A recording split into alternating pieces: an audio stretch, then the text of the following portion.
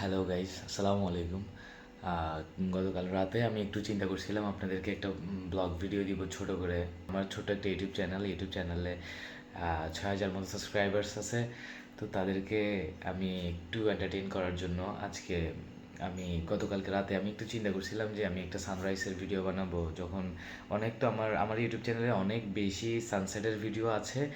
আহ, তো আমি আজকে চিন্তা করলাম যে অনেক তো সূর্যাস্তের ভিডিও বানাইছি, এবার একটা সূর্যোদয়ের ভিডিও বানাই।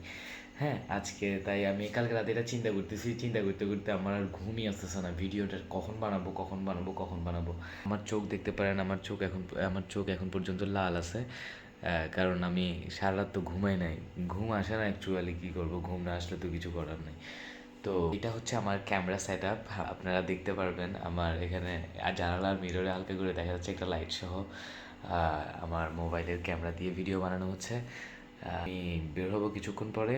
সো আপনারা দেখতে থাকুন। সো গাইস, বের হয়ে গেছি আমি।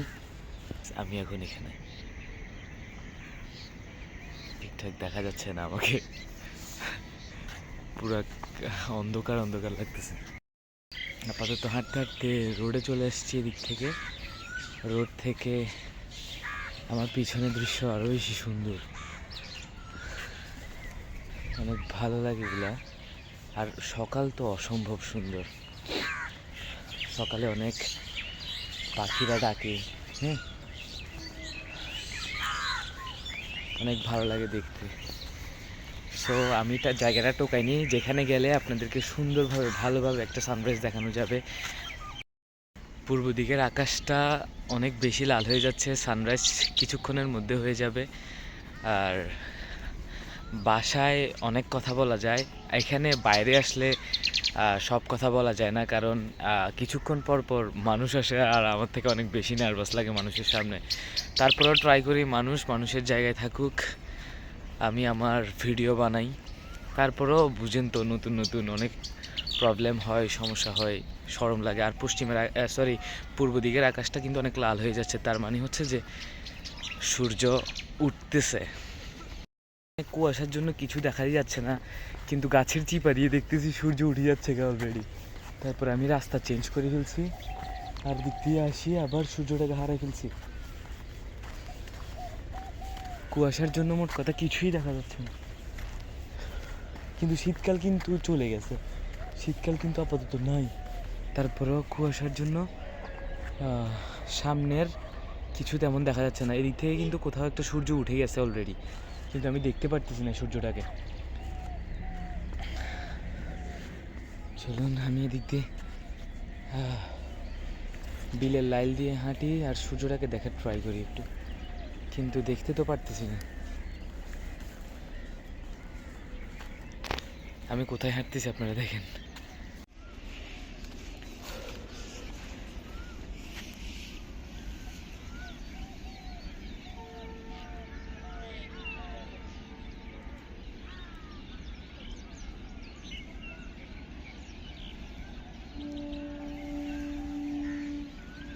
দূর আকাশে একটা প্লেন যাচ্ছে। সচরাচর কিন্তু এত কুয়াশা থাকে না, আজকে আমি ভিডিও বানাইতে আসছি বিধায় হয়তো এত কুয়াশা দেখা যাচ্ছে। আমার পিছনের প্রকৃতি আপনারা দেখুন, অসম্ভব সুন্দর। এদিকেও এদিকে এই সূর্যটা উঠতেছে অ্যাকচুয়াল,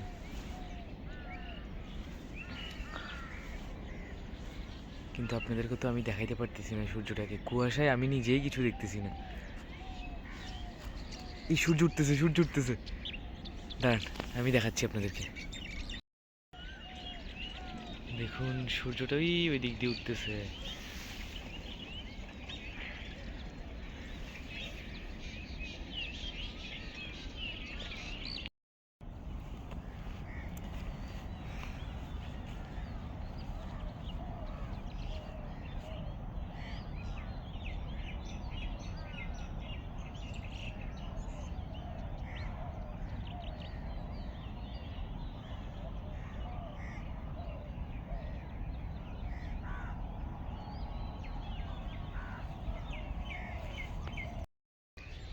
আজকে কিছু কথা বলি।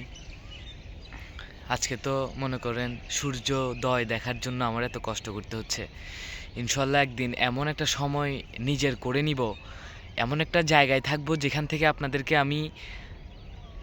থেকে আমি আপনাদেরকে সানসেট এবং সানরাইজ দুটোটা একসাথে দেখাইতে পারবো।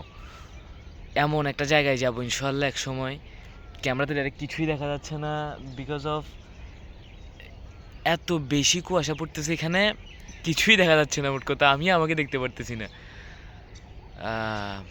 কুয়াশা ডাইরেক্ট নাকের মধ্যে যে শ্বাস যখন নিচ্ছি, নাকের মধ্যে যখন ঢুকতেছে তখন বোঝা যাচ্ছে, ডাইরেক্ট কুয়াশা যে ঢুকতেছে সেটা বোঝা যাচ্ছে।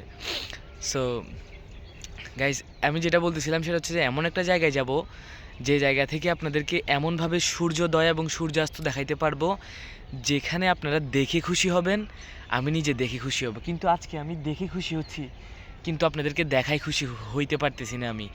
কারণ আমি জানি এই ক্যামেরা দিয়ে হবে না হয়তো, কিন্তু সমস্যা নাই, আমি চালাই যাচ্ছি।